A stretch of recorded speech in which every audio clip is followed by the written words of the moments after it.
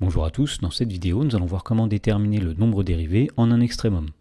Dans l'exemple, on nous dit tout d'abord soit f une fonction définie et dérivable sur grand R dont on donne ci-dessous la courbe représentative sur grand R. Donc nous voyons ici la courbe de f qui est représentée en rouge et on nous demande de déterminer les abscisses des extrémums locaux de la fonction f sur grand R puis de déterminer les nombres dérivés en ces points. Et donc avant de faire cela, on va commencer par rappeler le lien qu'il existe entre nombre dérivé et extrémum local. Alors, si f est une fonction qui est dérivable sur un intervalle ouvert grand I, et si petit a est un nombre de grand I qui n'est pas une bande de grand I, eh bien, si f admet un extrémum local en A, cela entraîne que f' de A est égal à 0. Autrement dit, si une fonction admet un extrémum local en un point, eh bien, cela entraîne que la dérivée s'annule en ce point. Donc, dans la première question de l'exemple, on nous demandait tout d'abord les abscisses des extrémums locaux de la fonction f. Eh bien, nous voyons qu'il y a deux extrémums locaux. Il y a ici un extrémum local qui est un maximum, et ici un extrémum local qui est un minimum. Alors l'abscisse du point de la courbe qui est située ici, c'est l'abscisse moins 3. Autrement dit, la fonction f admet un maximum local à l'abscisse moins 3. Et l'abscisse du point de la courbe qui est située ici, c'est l'abscisse 2. Autrement dit, f admet un minimum local à l'abscisse 2. Et donc pour déterminer les nombres dérivés en ces points, eh bien, nous allons tout simplement appliquer la propriété que nous avons rappelée. Puisqu'il y a des extrémums locaux en ces points, cela veut dire que la dérivée s'annule en ces points. Autrement dit, tout d'abord, f' de moins 3 est égal à 0 puisqu'il y a un maximum local en moins 3 et f' de 2 est égal à 0 puisqu'il y a un minimum local en 2.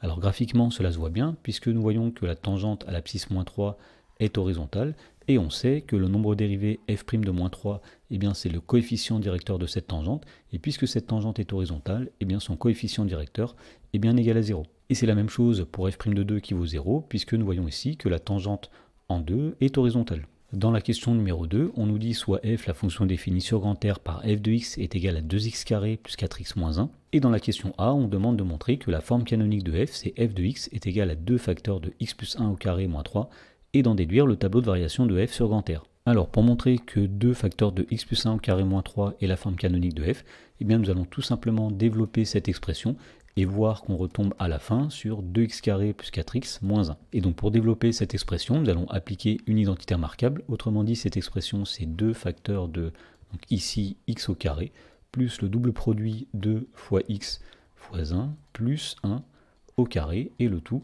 moins 3. Autrement dit, ceci est égal à 2 facteurs de x carré plus 2 fois x fois 1, c'est-à-dire 2x, plus 1 au carré, c'est-à-dire plus 1, moins 3. On va développer ensuite le 2 sur la parenthèse, donc 2 fois x au carré, 2x au carré, plus 2 fois 2x, c'est-à-dire plus 4x, plus 2 fois 1, c'est-à-dire 2, moins 3. Et donc finalement, il va rester ici 2x au carré, plus 4x, plus 2 moins 3, c'est-à-dire moins 1. Et on reconnaît ici f de x. Et donc nous avons bien montré que l'expression qui est ici est la forme canonique de f. Alors on demandait d'en déduire le tableau de variation de la fonction f sur grand R. Donc pour cela, on va utiliser la forme canonique que nous allons réécrire un petit peu différemment en disant que f de x, c'est 2 facteurs de x moins moins 1 au carré plus moins 3. Et donc à partir de la forme canonique, eh bien, nous pouvons donner le tableau de variation. Puisque le nombre qui est ici est strictement positif, eh bien, on sait que la fonction sera d'abord décroissante puis croissante, autrement dit la parabole sera tournée vers le haut.